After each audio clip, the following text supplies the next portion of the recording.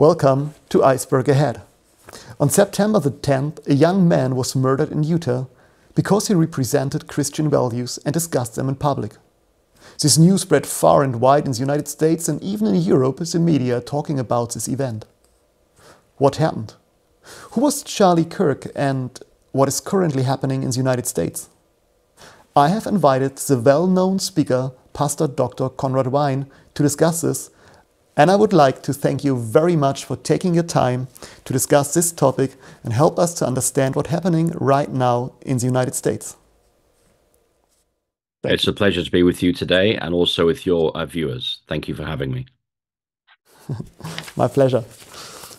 Well, Charlie Kirk, known for his lively discussions on university and colleges campuses, was murdered by a gunshot during a public debate on September 10th. Similarly, not long ago, there were attempts to assassinate the incumbent President Trump. Is the United States still a safe country? Can public speakers and politicians still be protected?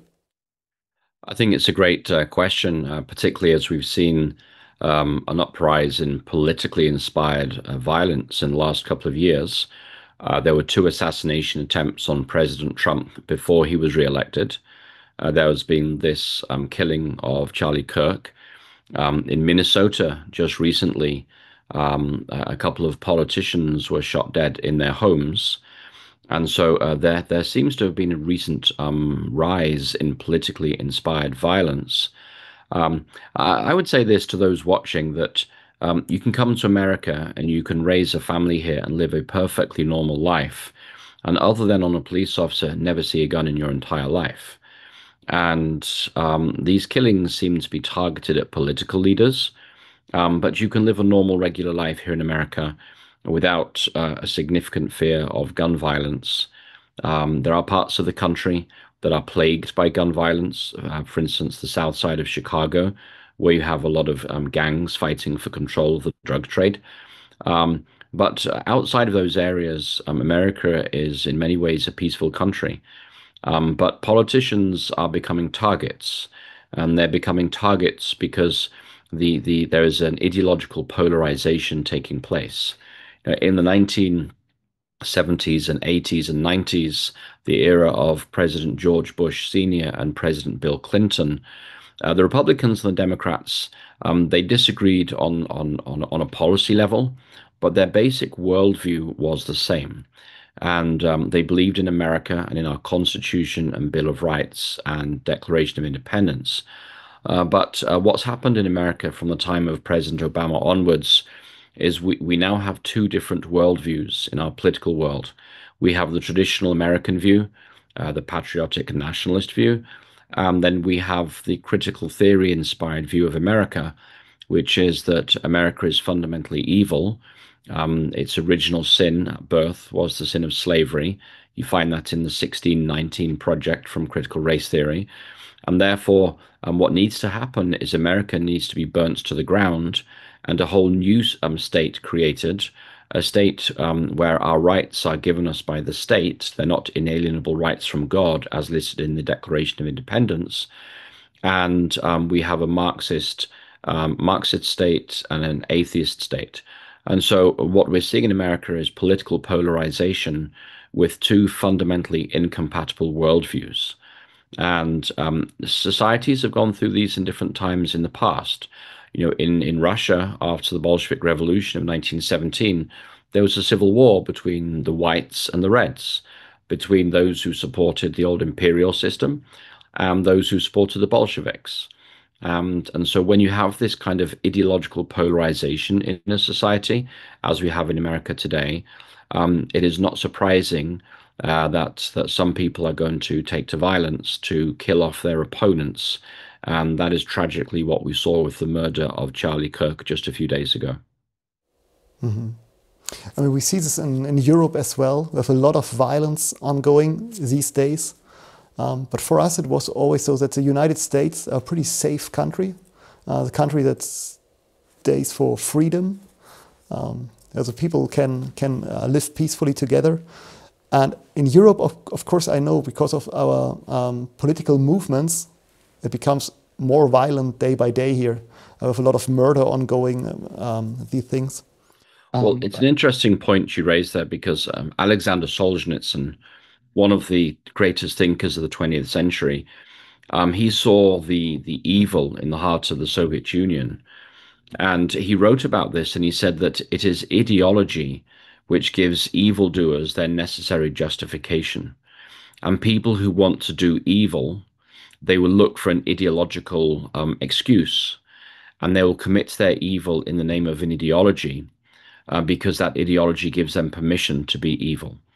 And of course, he was speaking about communism and Marxism that enabled the killing or the murder of over 20 million Soviet citizens by Joseph Stalin and by the Communist Party. And so what we find in America today is the rise of the far left, of critical theory or cultural Marxism. This is giving ideological permission for the killing of political opponents. Mm-hmm. Yeah, it is. You know, for me, it was that the United States is so maybe the Christian nation in the world, where we see all the Protestantism and we see true Christians. It's what I see there when I went to the United States. And I was wondering that it was said that 2 days before Mr. Kirk's murder, witches could be paid on Etsy platform to curse Charlie. Is something like this actually possible in the United States, which is considered the most Christian country on earth? Yes, it is. The U.S. Bill of Rights, the First Amendment to the U.S. Bill of Rights relates to freedom of religion. And the founders of America understood that in order to be free from religious persecution and in order for people to have liberty of conscience and the ability to think freely, that is free of any form of religious dogma, that religious freedom had to be at the very heart of what America is about. And so the First Amendment in the U.S. Bill of Rights says that Congress shall make no law regarding an establishment of religion or prohibiting the free exercise thereof. So there are two clauses in the U.S. First Bill of Rights relating to religion. One is that it's called the Establishment Clause, that is, there shall be no established religion, because when church and state unite, it always leads to persecution. And that happens in Protestant countries, such as the persecution of the Pilgrim Fathers and the Puritans by King Charles I in England in the 1620s and 30s. It happens in Catholic countries during the era of the Holy Roman Empire. At the time of Martin Luther, there was persecution of the Lutherans. It also happens in Muslim countries that are ruled by Sharia law. And it also happens in some Buddhist nations around the world where the Buddhist priests are very influential with government and they leverage that political connection to persecute religious minorities. So America has many Christians here, but according to our constitution, even though we are a country of many Christians, we are not a Christian nation. And the distinction is that a Christian nation is one where the laws are shaped from a Christian worldview. And a country of Christians is a secular country that is filled with many Christians, and they influence society through how they live, but they don't necessarily impose a Christian worldview through the laws of that nation. And so because of the freedom of religion that we have in America today, you have people of all religious faiths and traditions in America. We have people with religion and without religion, and people are allowed to freely change their religion, to have no religion, or to devote their lives to any particular religion. And in that you might say melting pot of religious ideas, many people have become Christians because the claims of Jesus Christ are just so powerful. Mm-hmm. I was a bit shocked when I heard this about the Spiritism, that you can just pay witches on an online platform in the United States. But I was not really wondering about it because I saw that some media outlets here in Europe were pleased that Mr. Kirk was shot in public. And there were voices saying that he deserved to die. And I would like to know, where does this aggression come from? Was Charlie Kirk really a danger to society? Oh no, he was not a danger to the society, and the paradox here is that Charlie Kirk would go to college campuses with his Turning Point USA movement. He would have a big sign that said "Change my mind," and students could come up and ask any question they wanted, and he would engage in respectful dialogue with them. And there would always be crowds of thousands of students watching. Some would be cheering, and some would be jeering and mocking. But if somebody came and asked a question and they were getting booed by the crowd, Charlie Kirk would always tell the crowd, look, be quiet, let this person have their chance to have their say. They have the right to express their opinion. And let's engage in a discussion about ideas rather than demonizing our opponents. He even said on a number of occasions that we are so polarized politically and ideologically that we either have a civil war or we have discussion.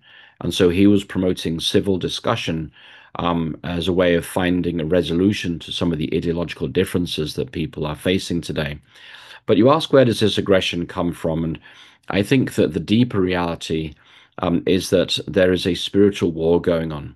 You know, as an Adventist pastor, we recognize in the Bible that there is a struggle going on between Christ and Satan. And that struggle is for the loyalty and the love of every human being on planet Earth. And that struggle is played out in the lives of every individual, whether in Germany or in Austria or where I live here in America. And Karl Marx, where much of this ideology comes from, on the far left, he was a Satanist. He was not an atheist. We think that Marxism is secular or atheist. No. Marxism is based on a hatred of Jesus Christ.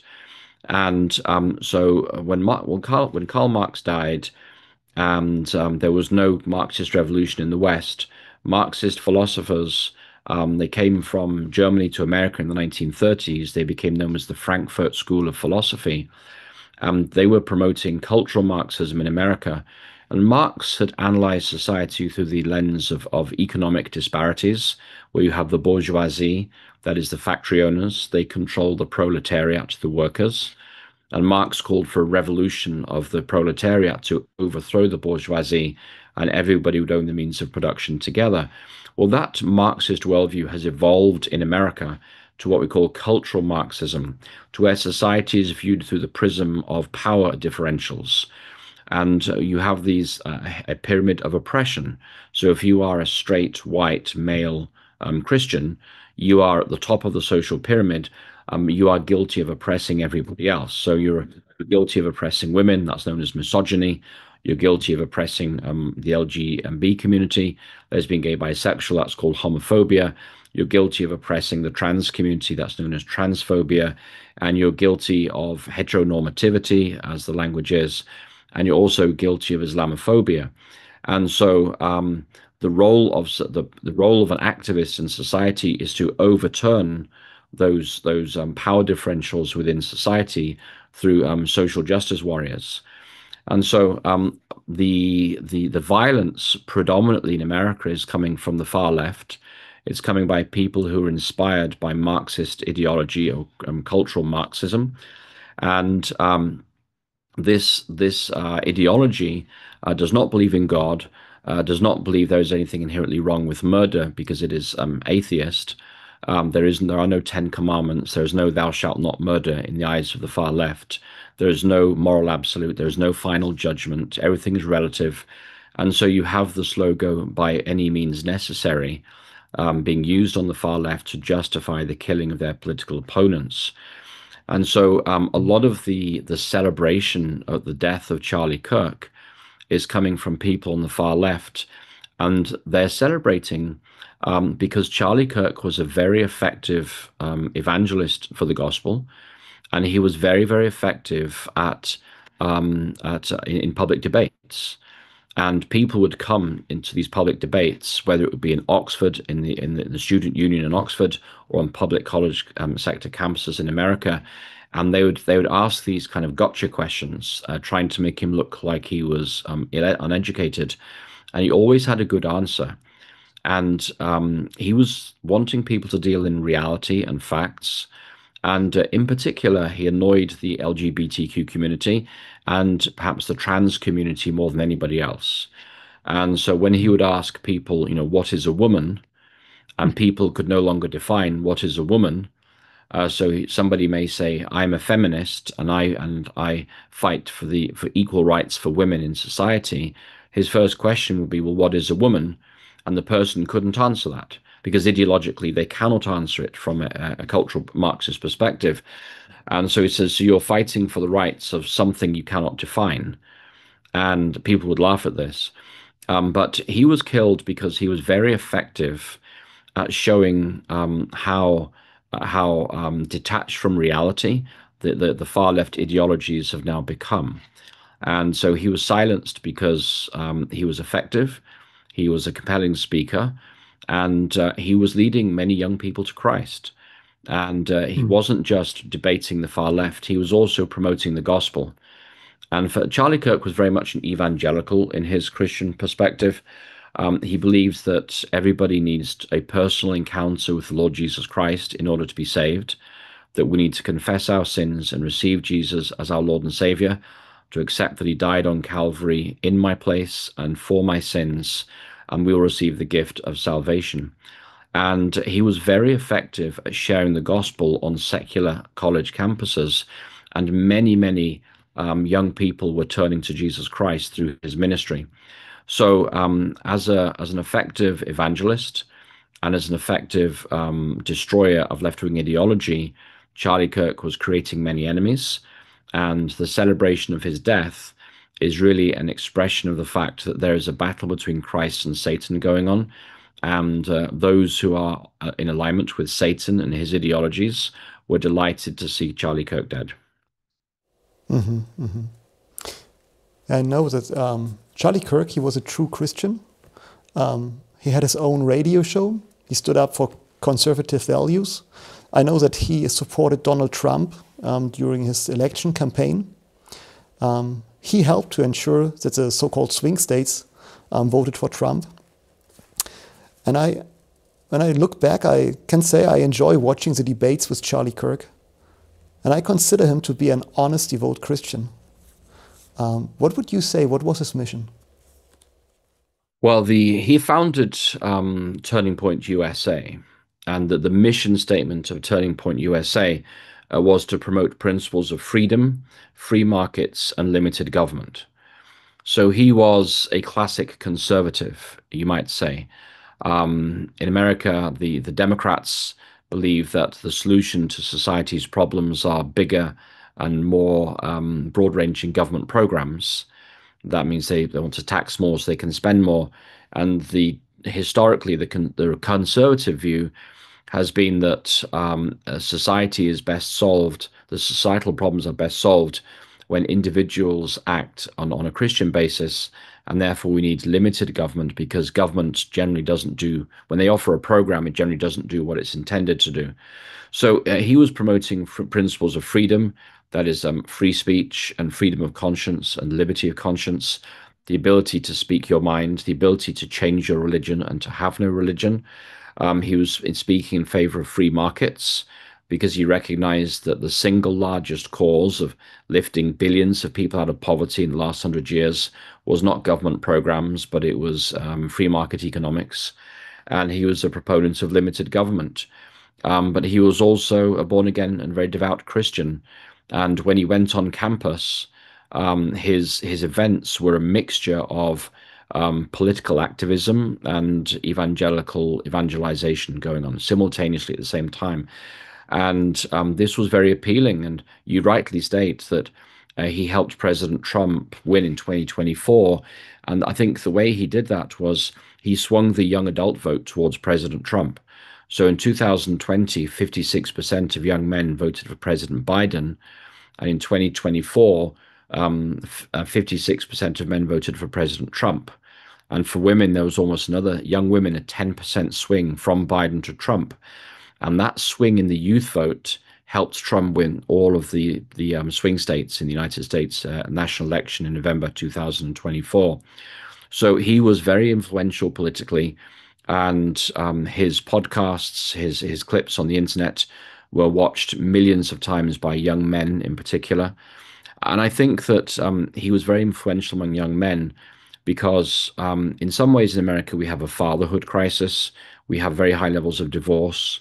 and young men growing up without knowing who their father really is.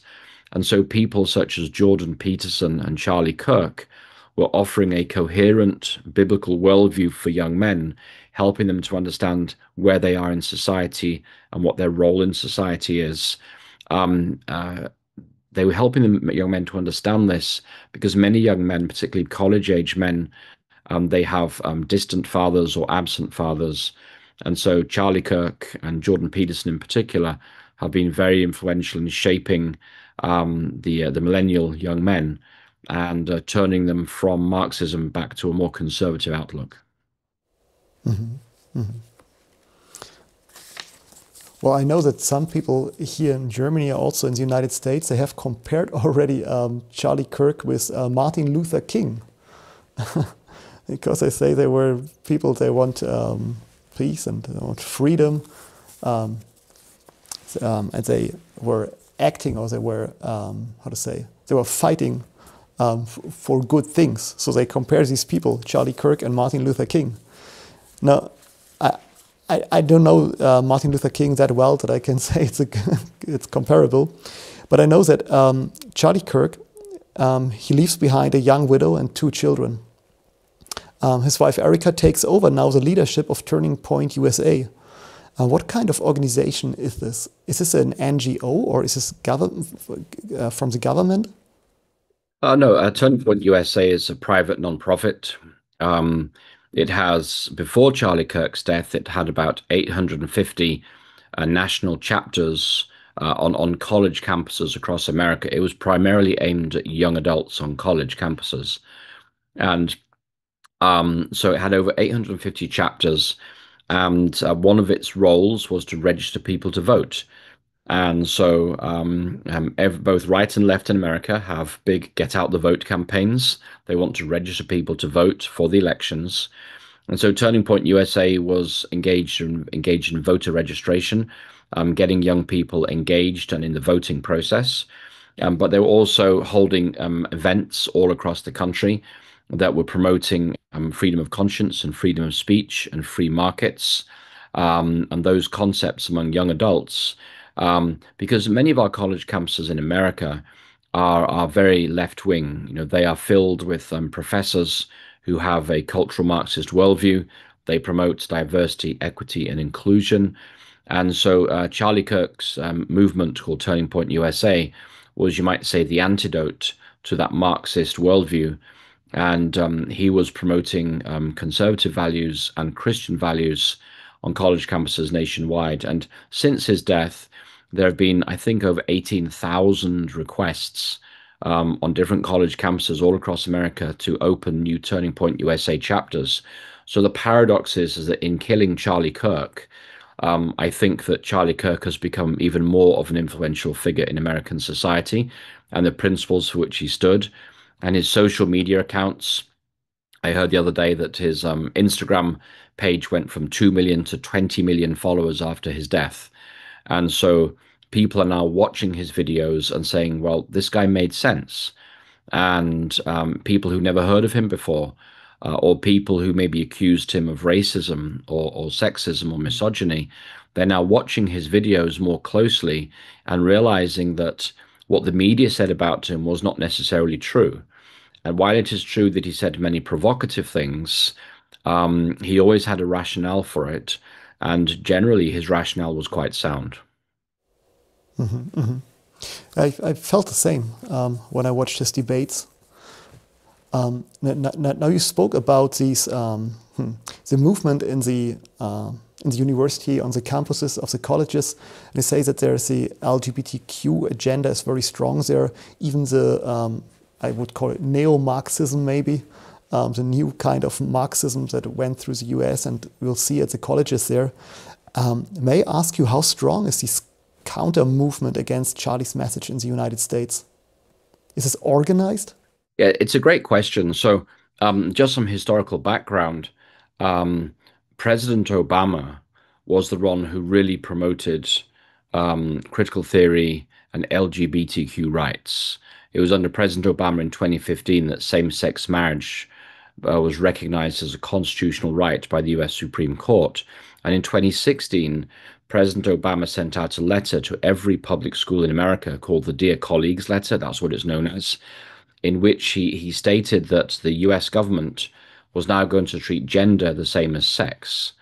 Now, under the US Civil Rights Act, Title IX, which was voted into law to protect biological women in sports, so that women in college could have female sports, and they wouldn't have to play against the men. President Obama said that from that moment on, 2016, that gender identity would be considered the same as biological sex. So President Obama was pushing the transgender movement very, very hard from 2016 onwards, and the trans lobby became one of the most powerful lobbies in America during Obama's last months in office. And then when President Trump was elected in 2024, the trans movement was extremely powerful up until November 2024, and President Biden had supported it and promoted it, and we were having drag queen shows in schools, and Pride Awareness Month and Transgender Awareness Day and all kinds of things. And when President Trump was elected in November 2024, there was a massive cultural shift in America, and it happened almost overnight. And President Trump said that biological males should not be allowed in female sports, and biological males should not be allowed into female changing rooms. And so there was a profound cultural shift when President Trump came to office. And since President Trump came to office, the federal government only recognizes two sexes, male and female, and their corresponding genders, man and woman.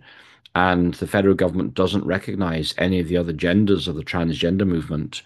And there's been a huge political push by President Trump to reduce the power of the transgender lobby and movement. And so since President Trump has been in office, the transgender movement and the hard left, the far left, have been they've lost a lot of their power.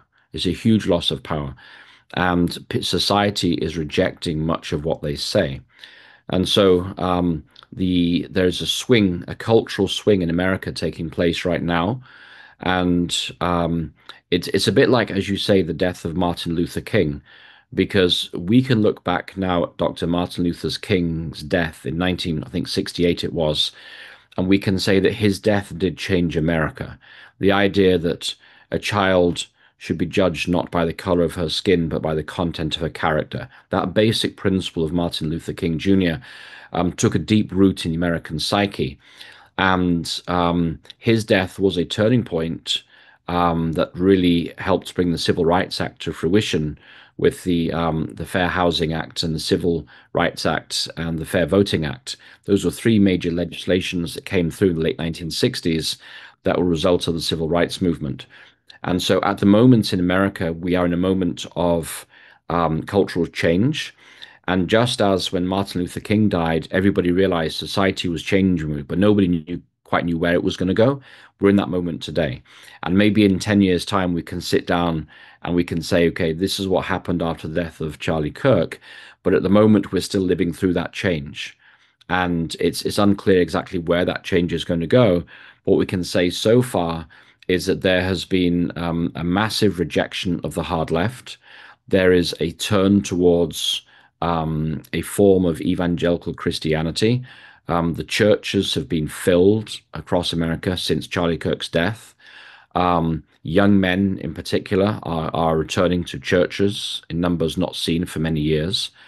And so there is a cultural shift going on. And President Trump politically has declared Antifa, which was the anti-fascist group. I think they had their roots in Germany, actually, many years ago. He has declared them to be a terrorist organization because they engage in violence on a regular basis and they beat up their opponents in the streets. That's in a few parts of the country, like in Portland. And so he's declared them to be a terrorist organization. So we're in the midst of a cultural shift and a very big change right now in America. And you may say it's a rejection of the radical left, it's a rejection of critical theory, it's a rejection of the trans ideology, and it's a turning to something, and that something has certain components. There's an evangelical Christian component, There is a nationalist component that is a Trump politics. Um, and so we still have to see where that leads. You know, as an Adventist pastor, we know that America's end time role is to be a persecutor of those who are faithful to the law of God, which includes the seventh day Sabbath. And Charlie Kirk, paradoxically, had studied his way in the Bible till he came to the conclusion that the Sabbath is not, as some people say, the Jewish Sabbath. The Sabbath is God's blessing to all of humanity. And so we know as an Adventists, as an Adventist pastor, our understanding of Revelation chapters 12, 13, and 14, that at the end of time, the religious right, the Christian conservatives will look to link hands with the state and to impose their version of Christian morality on society. And in America, we call that Project 2025, which is the goal to impose Christian laws on the American society. That's not happened yet, and it probably won't happen under President Trump, but it may well happen under his successor, which will be President J.D. Vance, if he's elected, because he is a very devout Catholic, very strong believer in Sunday worship, and he may well bring in those Sunday laws at the end of time and coercion of worship. So there's a lot of things happening right now, and America is going through a profound cultural shift, and and that cultural shift is not happening in Europe just yet. And Europeans may look on America and say, "Hey, what's going on? You're becoming Christian again." But my response is, well, if you grow up in Europe these days and in America in a secular society, in our schools, in our colleges, and our universities, young people are being taught a philosophy of despair, that nothing has meaning and nothing has purpose. And because nothing has meaning and nothing has purpose, people seek meaning in identity politics, and they fight for their group in order to find meaning and purpose in life. And so the changes in America will sooner or later come to Europe because nobody can live with a philosophy of despair for their entire life. If life has no meaning and life has no purpose, which is the secular worldview, people will try and find meaning somewhere. And they find meaning in sports, they find meaning in pornography, they find meaning in alcohol or drug addiction. Those are means to medicate the existential pain that the philosophy of despair has caused across the West through the teachings of our schools. And so we are in a cultural moment. We're not quite sure exactly where this is going to go in the next 3 to 5 years. But I would say that America is changing, and sooner or later Europe will change because people cannot live with despair and meaninglessness forever. Something has to change. It's very interesting that you say it like this. I think we have a huge problem here in Europe as well as in the United States, that we have to check and to prove things if they are right or if they are wrong. Because, for example, you speak about the Antifa. The Antifa movement, they call themselves anti-fascists, but in their core, they are fascists. We have when you remember, in Germany, we have the GDR, the German Democratic Republic. They call themselves democratic, but they are not. It's Marxism. And so we have a lot of wrong words today. And what I think is Charlie Kirk was one of these persons, he checked for this. Is this proven right or wrong? I mean, his campaign calls Prove Me Wrong. Am I wrong to say this? And he was always open. If he sees there is something wrong or something right, he named it by its name. And I think this is very helpful for us as Christians to understand this. That we should be open. If this is true, we shall say it's true. We shall not call things true that are wrong or opposite. And now you just told us that Charlie Kirk, he was a Sabbath keeper. I was wondering when I heard this the first time, that he was a Christian and a Sabbath keeper. And you told us that he has written a book. Do you know, is it already published? Will it be published? When can we see this book? I'm curious to read it. Yeah, so the book will be published on December the 8th this year, but you can pre-order it on Amazon now. And the book is called Stop in the Name of God. And it's already #1 on the Amazon bestsellers lists, and it hasn't been published yet. So I think it's going to be an incredible study because Charlie Kirk tried to be intellectually honest. And he was not raised a Sabbath keeper, but he came to realize that the Sabbath was not given for the Jews. Some people call it the Jewish Sabbath, and the Christian Sabbath is Sunday. And Charlie Kirk came to realize that God gave the Sabbath as a blessing to all of humanity in the Garden of Eden long before the Jews or the people of Israel ever existed as a distinct entity. And so Charlie Kirk was keeping the Sabbath with his family. He was keeping it in the fullest way possible. And whenever he spoke, he would speak about the blessings of the Sabbath, that it's a day when you can disconnect from this world, when you can spend time with your family and those you love, a day when you can get physical refreshment and rest and spiritual rejuvenation and renewal, a day when we recognize that we are created beings. And because the Sabbath is a memorial of creation. And when we honor the Sabbath day, we realize that we live in a moral order. We're morally accountable to our Creator. And if we're morally accountable to our Creator, God, that means that we treat our neighbors with kindness and love and respect, because the Bible says we should love our neighbor as ourselves. And we're morally accountable to God as our Creator. So President Charlie Kirk kept the Sabbath. His book is out on December the 8th. I'd encourage all your watchers, your readers, your viewers to pre-order on Amazon. It's called Stop in the Name of God, and to try it for themselves. You know, I've honored the Sabbath my entire life. It's the best day of the week. It's a day of rest and rejuvenation. It's a day to just pause from the cycle of consumerism and to realize what is really important in life. And what is really important in life are the human relationships that we treasure. Nobody on their deathbed says, I wish I'd spent more time in the office. I've sat next to many people on their deathbeds, and what they want more than anything else is reconciliation with their children. They want forgiveness from their spouse.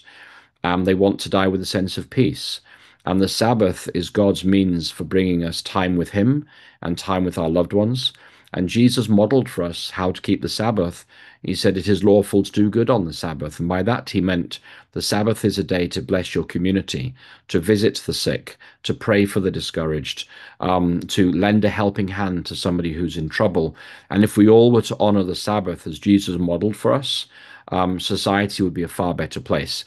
So I'd encourage your viewers. The book is called Stop in the Name of God. You can pre-order it on Amazon, but it won't be published till December the 8th.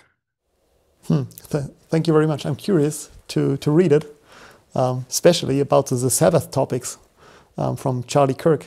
I know that some speakers, also on Adventist speakers and pastors, they invited him for interviews, but this will happen, of course, not anymore. But maybe I will find some answers in his books about his beliefs.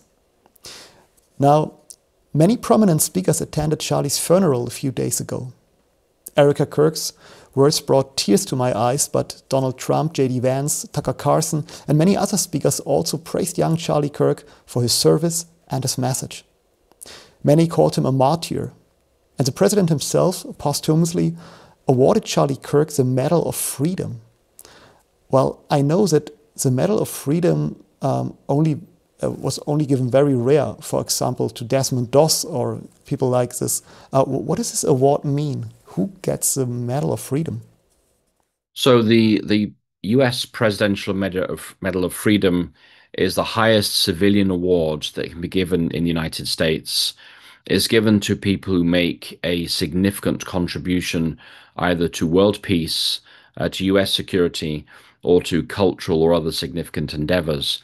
So some of the recipients in the past would include Mother Teresa and also Rosa Parks, who was an icon in the civil rights movement. And so the U.S. Presidential Medal of Freedom is not given out very often, but is given out to people who make a profound and positive contribution to American society, a contribution that will go long beyond their death. And so when President Trump announced the giving of the Presidential Medal of Freedom to Charlie Kirk, he was recognizing that Charlie Kirk's legacy will live on for many, many years after his death, and that it is a positive contribution to American society. And his upholding of free speech and free dialogue, and his insistence that we need to talk with each other rather than fight with each other, These are all principles that we want to uphold in the United States. So I think it's significant that he has the Presidential Medal of Freedom. I'm sure that many buildings are going to be named after Charlie Kirk in America in the future, and only time will tell whether he'll be looked back on and revered as Martin Luther King is today. Time will tell on that. But I think the fact that 100 million people watched his funeral, and there were hundreds of thousands in Arizona there for the funeral, it tells us that Charlie Kirk made a huge impression, not just in America, but all around the world. And there were Charlie Kirk memorials in Britain. Over 1 million people marched in London last weekend to honor his life. There were protests at his death in parts of Africa, in Japan and Southeast Asia. And his message, it wasn't just a message for Americans. It was a message for all peoples that we need to have free speech, we need to have free inquiry, there needs to be respectful dialogue, and that we should try and solve our social difficulties and differentials and polarizations, not through violence, but through respectful dialogue. And I think that was a message that resonated with a lot of people worldwide. So if the Medal of Freedom is a civil award, so I guess Desmond Dossen might have get something else. But it's interesting that this is the highest civil award that you can receive in the United States. Yes, in the military you have the Medal of Honor, which is that's like the British Victoria Cross. That's the highest military medal for courage and valor on the battlefield. But for the U.S. Presidential Medal of Freedom, that doesn't get given out very often. Norman Borlaug received it. He was the agronomist who saved tens of millions of lives in the 1960s through the Green Revolution, and his work on cutting out diseases in wheat and fungus on wheat, and so that wheat crops could grow worldwide.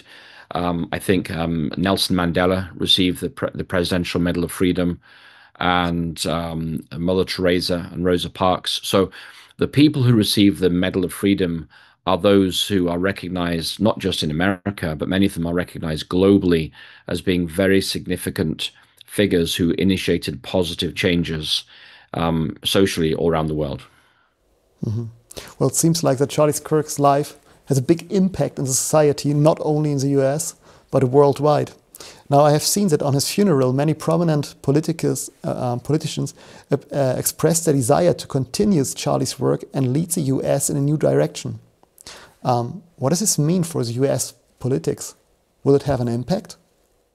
Yeah, I think it will have an impact. I think that when Erica Kirk stated that she forgave the killer of her husband, that was a very powerful moment.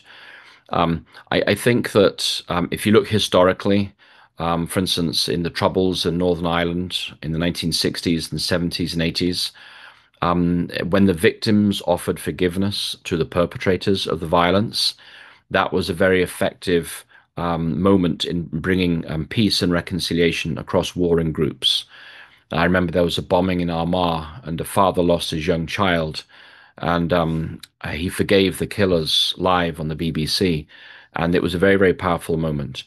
And we also see this in the writings of Nelson Mandela, and the Peace and Reconciliation Commission in South Africa was a very effective way of recognizing the pain and seeking to avoid vengeance and bloodshed in exchange.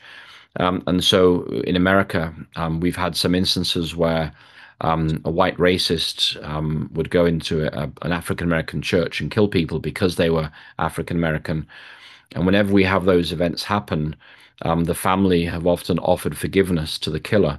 And that offering of forgiveness is taking the moral high ground, and it breaks the cycle of violence, and it calls us all to be more reflective and to seek a better way of living, a Christian way of living in society. So the offering of forgiveness to a killer in a public way like that, it takes the sting out of the situation. It reduces the cries for vengeance and for vindictiveness. And it also calls everybody to think more carefully about what kind of society we want to be and what kind of values we want to cherish. And so, as I said before, it's too early to say exactly where the cultural shift is going to take us. But for now, we do know that churches in America are filled, particularly with men, that there is an upsurge of interest in free speech and open dialogue in America. Um, and there is a rise of a cultural form of Christianity that is visible all across the country, particularly in our politics. And from a political perspective, we have the midterm elections coming up in November 26. And normally, the ruling administration, they lose votes and they lose control of the House. And so the death of Charlie Kirk may translate into a win for the Republicans and to keep President Trump really having absolute power for the rest of his term, for his last 2 years in office. And so this may well lead to a rightward shift in the political scene in America. And I think we're already seeing many people are being fired for celebrating the death of Charlie Kirk on TikTok and Instagram.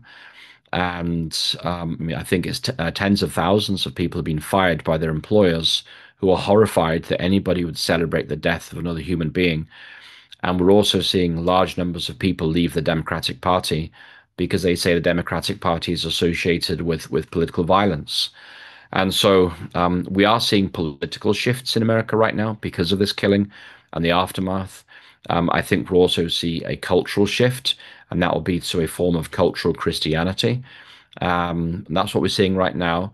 Where we are in a couple of years' time, we'll have to come back and see about that, Brother Ronnie. But America's role in prophecy, we find in Revelation 13 that America's role in prophecy is to enforce false worship, that is Sunday worship, and to reject the truth about the Sabbath. And that's America's end time role. And so with the death of Charlie Kirk, even though he was a Sabbath keeper, there is a big upsurge in people attending church on Sunday in order to honor the Sabbath keeper's death, Charlie Kirk, which seems paradoxical. Time will tell, but America is going through a state of profound cultural change right now. And we just need to pray and ask that God will guide that process and that we remain a nation of liberty of conscience and free and open speech. Well, thank you so much. Well, our time is running a little bit. We're almost out of time, but do you have the time for one or two last questions? Oh, yeah, sure. Yes. Yeah, I just, I just would like to know, Ellen White, she describes how the religious right will pressure the government to push through religious laws in the United States. Is such a movement already visible? Can you see that the religious right wing maybe is pushing forward religious laws? So they want to force the people, for example, to worship Sunday or to do anything else according to religion? Yes, I think we do see that. In America, we call these the culture wars. The wars really started in the early 1980s. And the culture wars were about what kind of society we wanted to be. And the culture wars have focused on issues such as abortion and abortion restrictions, LGBTQ rights, and same-sex marriage in particular, and more recently, trans ideology and trans rights. And all up until the election of President Trump, the left was winning the culture wars. We were becoming a more permissive society. There was more freedoms being granted through various laws. Same-sex marriage became a constitutional right. And with the election of President Trump, and particularly since the death of Charlie Kirk, we're seeing that the pendulum is swinging from the left to the right. And those culture wars are going in the opposite direction. So now people are talking about maybe they will try and throw out same-sex marriage, make it illegal once again. The trans movement is being rejected by the federal government completely. That colleges will lose money, and President Trump is threatening to withdraw hundreds of millions of dollars from leading universities like Harvard and Yale because of their promotion of hard left politics. And so there is a culture war going on in America. It's been going on for the last 40 years. And the left has been victorious in that up until the last 2 or 3 years. And now the pendulum is swinging back in the opposite direction. And during Charlie Kirk's funeral, there was one speaker called Stephen Miller. He's a senior advisor to President Trump. And he said there, he said, you have no idea what kind of dragon you've woken up. And for students of Bible prophecy, we know that there is a dragon mentioned in Bible prophecy. It's in Revelation chapter 12, verses 7 onwards. And that dragon represents Satan. And Satan works through earthly powers, in particular the papacy and the United States of America, to impose false worship. So when we have a senior advisor to President Trump saying you have no idea what kind of dragon you have awakened, this is clearly biblical language, and it's language that points us to the final conflict between good and evil, where America will no longer be a bastion of free speech and liberty of conscience, but America will be the opponent of free speech and liberty of conscience. So from a prophetic perspective, we see things moving towards what the Bible teaches about end times. And I would encourage your viewers, there's a really, really good book on this topic. It's called The Great Controversy. I'm not sure what it's called in German, but I would encourage all of your viewers to watch The Great Controversy to have a detailed understanding prophetically of the role of America in the end times as a persecutor of those who are faithful to God. So, thank you so much, Pastor Conrad Vine.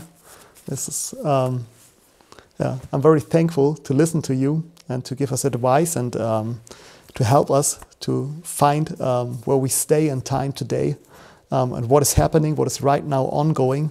It's very helpful for me to understand what's happening in the United States nowadays. Well, I know that you're very busy, and I know that you will write sermons soon after we will close this talk here.